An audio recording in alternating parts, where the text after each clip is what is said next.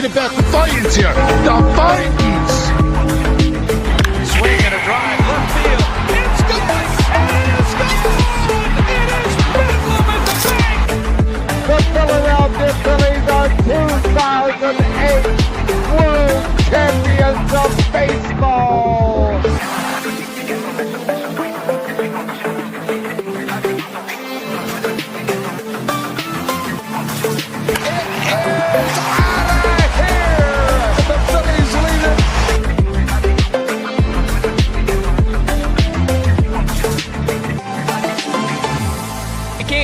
Podcast right here. You already know. Go fucking subscribe. You are now listening to the 302 Birds Phillies postgame show with KJ McCoy, Ballpark Tommy, Dalt, and Fratty. Proudly powered by TickPick. Check out the link in the bio for $10 off your first order today. Let's take it to the show. Well, prior to Saturday's game against the Colorado Rockies at Coors Field, Rob Thompson said that Jesus Luzardo mainly pitched well in his season debut against the Rangers.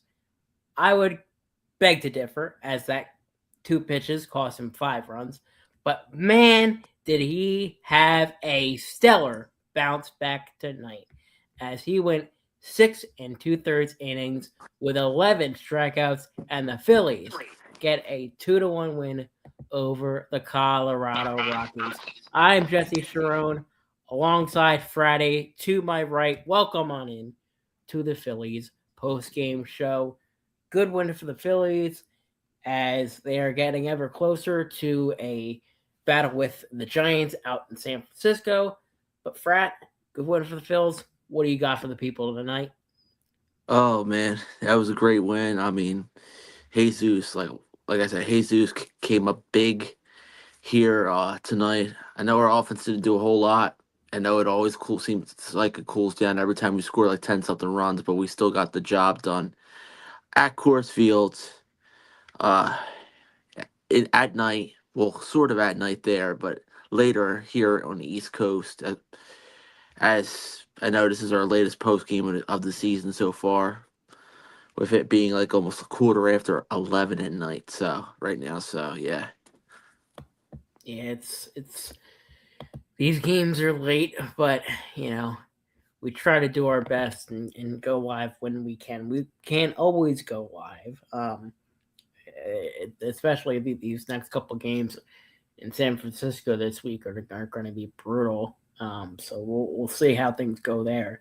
But I know for a fact, or I don't know for a fact for sure, but I know with a decent degree of certainty that I unfortunately won't be there tomorrow for the Phillies postgame show. I think Dalt may have you covered.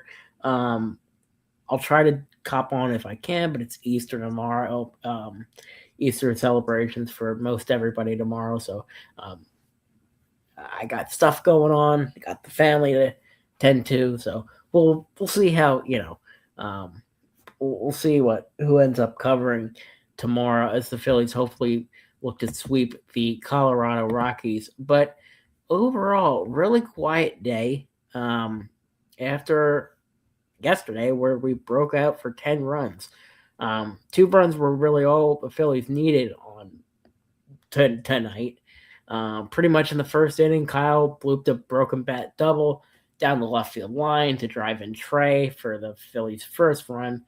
Trey then delivered a go-ahead RBI double in the 5th. And that Luzardo and the Phillies, relievers, they were able to keep things pretty much in check the rest of the way. Like I said, Luzardo went 6 1/3, 11 strikeouts, and Philly starters in their series at their most hitter-friendly park in the majors have given up 2 runs across 13 innings. That amounts to a 1.38 ERA. Just a little bit of a fun fact. But then Jose Alvarado and Brad Keller combined for 1 1/3 scoreless innings out of the bullpen. And of course, closer Johan Duran picked up his third save of the season. I'd argue that was his best look out of the bullpen tonight. But we'll get into all that, and we will start with the 11 strikeouts from Jesus Luzardo. A little bit of a tough go his first round against the Texas Rangers, but nice bounce back for sure for Jesus Luzardo. Yeah, I mean, I'll tell you what. He let me see the comments here real quick. No comments. Anyway, Jesus Luzardo, he looked great tonight. He was dealing much better than the first start. I tell you what, we paid this guy all this money, signed to a big contract, big extension. He came through. He came through big time compared to the first start. And I know we said in the chat it's just the Rockies and all a bit, but they're still like everybody else. The Rockies are still a Major League Baseball team, just like everybody else is. But I'll tell you what, we need this from Jesus, not just against the Rockies, but for the rest of the season, or for most of the rest of the season, because I don't expect him to win every start. I don't think he's going to win every start the rest of the year. But there'll be a few times he loses, but we need this from him in the postseason. Have games like this where he strikes out 7, 8, 9, 10, 11 guys. Well, yeah, just like tonight. I mean, go ahead. But really digging deeper into Jesus Luzardo, I still trust him. I trust him more than Taijuan Walker. I kind of trust him a little more. I trust him more than Aaron Nola right now. And then once Wheeler gets back, I'll tell you what, we have 3 to 4 solid pitchers. And then I can't forget Andrew Painter. So even without Ranger Suarez, I know we're just talking about Jesus, but I'm just digging into the pitching staff since we're talking about Jesus, how he fits in rotation right now.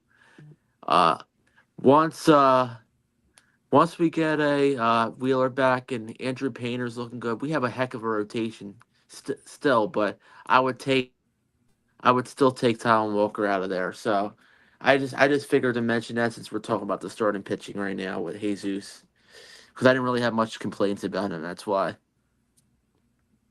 Yeah, well, you mentioned Zach Wheeler.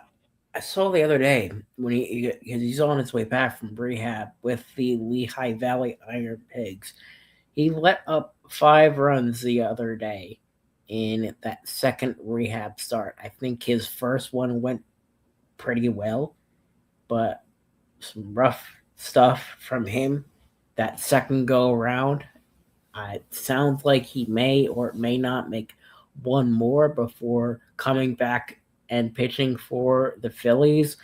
Are you worried a little bit about Zach Wheeler when he comes back? Oh, I don't expect him to be perfect when he comes back. I expect him to allow a few runs, 1 to 2 runs, maybe 3 or 4 runs. I don't expect him to look sharp coming back off of Tommy John. I think he's going to be all right, but I think after 1 or 2 starts, he'll be fine. I'm not really concerned. I'm not too concerned. I think his velocity is going to be a little bit down just because he's coming off an injury, and Wheeler's a little bit older. But if they're saying he's looking fine, maybe his velocity won't go down as far as I'm thinking. But his velocity may be slightly down to start, and then he'll ease his way back up as time goes along. And to be honest, out of the whole starting pitching staff, Zach Wheeler is one of my favorite Phillies starting pitchers, to be honest. Regardless of what anybody says, and regardless of what he does, him and Nola are my 2 favorite pitchers. But I'm starting to like Wheeler. I like Wheeler more than Nola. I'm not starting not to like Nola as much now. So, well, let's move things along. And I forgot, I like Sanchez too. I forgot about Christopher Sanchez. I like Sanchez as well. So, yeah, well, let's move things along as, like we mentioned, that offense really didn't do a whole heck of a lot. But Trey Turner and Kyle Schwarber got it done. Like I mentioned, Trey got an RBI in the fifth. Kyle drove in Trey in the second. So what does that mean for Trey Turner? That means he had 2 hits on the day. And everybody, at least in our Phillies, a lot of people in our Phillies group chat, the 302 Birds Phillies group chat, they are not a fan of Trey Turner. And I think that's so far this season, it makes sense. The guy hasn't been producing, especially with runners in scoring position. But a 2-hit night for Trey Turner, but it's also the Rockies. What's your opinion on all that? Now they say everything comes in twos here. We of course tonight with Trey Turner. I think he's just he's off to a rocky start. I mean, I think about it. He wasn't doing much of anything. All of a sudden, he gets to Coors Field. He's starting to hit. And I'll tell you what. I think he's gonna go on the up a bit as the season goes along. And I expect him, Trey Turner, I expect him to beat up on bad teams this year. He'll get hits here and there against bad teams. Good teams he may struggle a little more against this year. But who knows? But I think Trey Turner, he'll be fine. Like I said, it's really hard to tell this early in the season, but he's going to be hit or miss the whole year. Honestly, I don't know if he'll be as dominant. I don't expect him to be as dominant as last year, but he'll be hit or miss this year. And I think we need, most importantly, I'd rather him struggle some now than and talk about, oh yeah, he'll be the hits king. Oh yeah, we want him to be MVP. Oh yeah, but I want him to produce in the playoffs this year. That's what it matters the most. He can be okay now as long as the pitching is coming through. And I still want to see the offense do a lot. But if he struggles and the rest of his team's picking up, as long as we see playoff Trey and playoff Schwarber this year, then the Phillies will be just fine. But the only roadblock for them too, it's pretty much boom. You already know the saying, and the LA Dodgers for them. So. Well, I'll tell you what. I talked to Jonah last night on the Phillies postgame show from last night, and I asked him, what are your keys for the Phillies to win the World Series? If you had to summarize it in one word, in one sentence, what is your key for the Phillies to win the World Series? For me, your big boys got to hit. Trey Turner, you got to hit. Bryce Harper, you got to hit. Alec Bohm, you have to hit. Especially that 4 spot, it's been a problem for the Phillies ever since they lost Rhys Hoskins. Bryce Harper has been hit or miss in the playoffs since 2023. Trey Turner, outside of the Braves series in the NLDS in 2023, has been silent. Kyle Schwarber, at times, can be silent. And what does this Phillies team do when they hit home runs? They win. I know this team is hit or bust, but when that happens, when they hit home runs, they win. They are cold, they are hot at times. But when they are hot, they are going good. And they need to get hot at the right time. And when they do, I believe, if they do, they can win the World Series. James, I think that's the first time I've ever called you by your first name. But, Freddie, if you had to summarize, the Phillies need to the keys for the Phillies to win the World Series? If you had to summarize it in just a few sentences, what would that be? Hit hit the ball at the right time. Uh, don't make boneheaded mistakes when you're out there pitching, because and all. And also, another sentence. All my final sentence is: do not over manage, and that goes for Rob Thompson. Do not overmanage. So, and that's been the problem over the years. Rob Thompson has overmanaged in key situations, at key moments, and he's made boneheaded decisions, and he can't be doing that this year. And I hope, and I'm going to add another key sentence in here: a legend, a guy who just was in the World Series, Don the Legend Mattingly. He has never won a World Series championship. The key is to get Don his first World Series championship, because he came up short by a game last year, and he's the bench coach now for us. And I know people out there forget sometimes that he's the bench coach. Some Phillies fans may forget that Don Mattingly's even on the coaching staff. You may have a few out there that are not like real fans that forget that Don Mattingly's even the bench coach. So I'm telling you what, Don Mattingly, I'm gonna say this, and I know you only said a few sentences, Jesse, then we'll move on. Don Mattingly, if we make the playoffs, I think we have the potential. If we make the playoffs this year, and we're in a situation with managing wise, I think Don Mattingly will save Rob Thompson this year in the playoffs. I'm telling you. I like that. Let's move on. They're on with the save. And the bullpen as a whole looked really nice tonight. Outside of Brad Keller, in the later innings, he scared me a little bit. I won't lie, but he got it done. Alvarado got it done.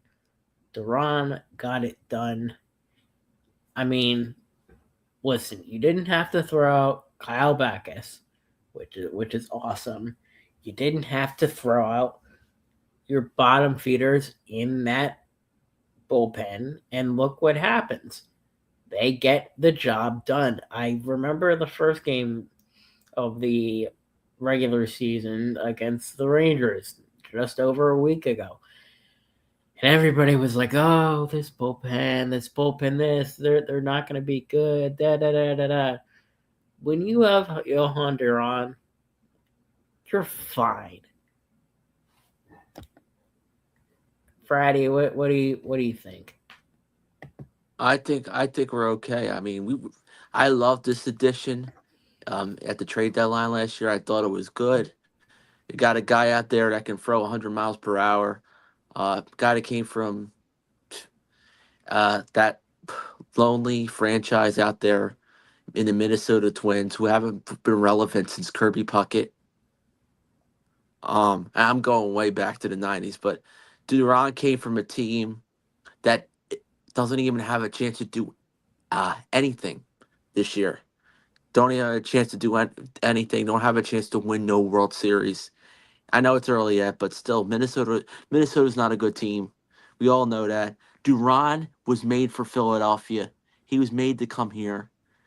And to be honest, him coming through with that save, we need him in those situations. One run in a playoff series against the LA Dodgers, and I know I said they were going to win the NL, Jesse. I know I said that, and I know me and you don't said that the Phillies weren't going to go to the World Series, but my thing is, I hope we're both wrong, and I hope when Duran's in there, when he's in a safe situation like tonight, that he goes down in there and shuts it and strikes out Shohei Ohtani, and strikes out Andy Paez or whoever's in that, Kyle Tucker, whoever's in that super lineup for the Dodgers that they so call say.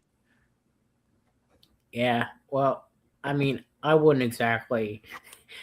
I really find it funny that the first person that you go to in that Dodgers lineup is probably the worst player in that entire lineup. But I do get your point. I mean, we'll see. The last time that Duran did pitch against the Dodgers,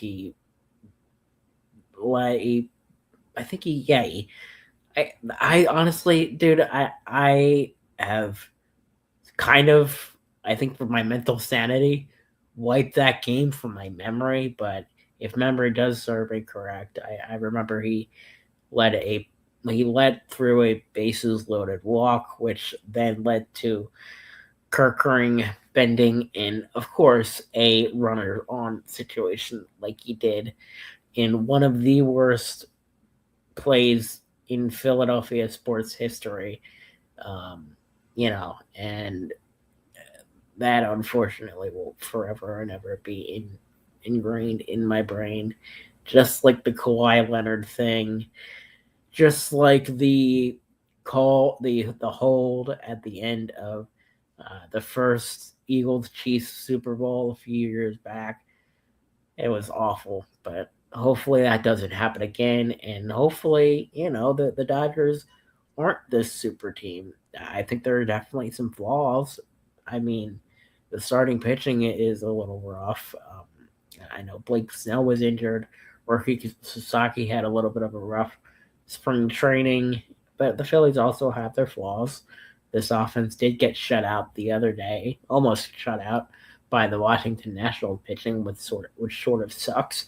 But it's still a long season, and we'll see what happens. Before we end things, though, we have to do it. This is what you all have been waiting for. It is time for Freddy's Corner. Yo, Freddy, give him the business. Only in South Philly. Only at Freddy's Corner. It's Freddy's Corner. What do you got, Fred? Well, Phillies win it 2-1. Beat the Rockies. We held them to a lone run. A lone run. The Rockies will sleep tonight. They'll sleep tonight knowing that we have to face that they have to face Taijuan Walker tomorrow. And all. And I'll tell you what. In the jungle, the mighty jungle, the Rockies sleep tonight, knowing they have to face Taijuan Walker tomorrow. But on the bright side, maybe Taijuan Walker, maybe with the Rockies offense struggling, Taijuan will catch a few breaks, I hope, tomorrow. But I think our offense will score. Our offense scores between the amount of runs we scored tonight and Friday night, last night. We have a chance to still win tomorrow. And I hope that on Easter Sunday, shout out to Dalton Holland. I hope Dalton gets that broom video out tomorrow. I'm really hoping that an Easter miracle happens where we get our first broom video of the 2026 season tomorrow on Easter Sunday on April 5th, 2026.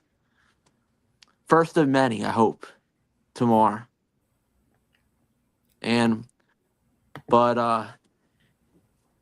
another thing too, KJ McCoy right now, I just want to say before we wrap up in a few minutes, what's the name? Your Miller Lite thing. I said that if you would be drinking Miller Lite if we were going to lose that series. Unfortunately, KJ, that's not the case because the Phillies won the series. So no Miller Lite for you, Dutch. No Miller Lite for you. Man, I'm not gonna expose him too much, but I will say I pray for the day that at some point Dalton or KJ give the okay to get a video of drunk KJ on film, because I will just say it is the most beautiful piece of content you've ever seen. For right now, those videos are absolutely private, and if they were to get leaked, I think KJ would disavow my name and would never want to speak to me ever again if I leaked them. But I will say those videos of drunk KJ are the greatest thing since sliced bread, and hopefully we get it at some point, not at the expense of a Phillies, Sixers, Flyers, or Eagles W. But that being said, I want to thank you all for watching tonight for this edition of the Phillies postgame show. The Phillies play tomorrow at 3:10. Taiwan T-Walk Pants Walker goes up with that 11.57 ERA, goes up against Sagano, righty, with a 1.93 ERA on the year. Luckily, Adolis Garcia has a decent batting average against him, hitting .333 lifetime in 3 at-bats, so he must be 1 for 3. But other than that, nobody's ever faced the guy. So we'll see how tomorrow goes, and hopefully the Phillies can get a series sweep against the Colorado Rockies, and then going into San Francisco, the next game for a truthfully brutal West Coast trip. They have a 3-game set against the Giants, a 945er, a 945er, 2 945ers in a row, and then a 345. Then they go out to play the Diamondbacks. That's probably going to be brutal. A 640, a 105, and a 135. That's actually not that bad. And then they actually come home for that. And then this is going way far out, but then they host the Cubs for 3 games. And then the 17th, which is a watch party at Klondike Kate's, or maybe Founding Brothers. I always get the 2 of them mixed up because they're such loyal partners of the 302 network. But I know the 17th that the 302 crew is holding a watch party that day. 6:40 start, 6:30 start for the watch party festivities. There's going to be food, there's going to be drinks. It's going to be a great time. And then the day before, we have a celebrity bartending event where guys like the Philly sports guy will be there. Frosty from Philly will be there. And that is going to be the 16th. And it's going to be a blast. I'm not sure if I will be there or Friday, but we're gonna try to make it for sure. It's a little tough being in both live up in Pennsylvania, but Justin Fiorello is gonna be there. There's also gonna be a silent auction that's gonna be at Klondike Kate's, April 16th, 5:30 to 9 p.m. Be there or be square and help out us raise money for a fantastic cause, as all proceeds will go to the Eagles Autism Foundation. Alrighty, that being said, thank you all for watching. Shout out Nick's Pizza, El Diablo's, and TechPick, as well as a couple of others, for sponsoring tonight's stream. But with that being said, I'm Jesse Sharon. That's Friday to my right. Like, comment, and subscribe for all the best Philly sports content. Have a good night, everybody, and let's go Phils. The Vikings. Swing and a drive, left field. It's gone! It's gone! It is Bedlam at the bank! The Philadelphia Phillies are 2 baseball.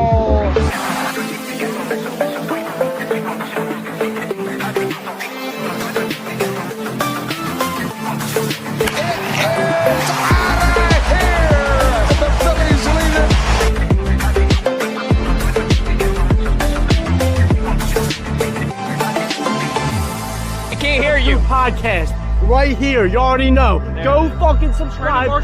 You are now listening to the 302 Birds Phillies postgame show with KJ McCoy, Ballpark Tommy, Dalt, and Fratty. Proudly powered by TickPick. Check out the link in the bio for $10 off your first order today.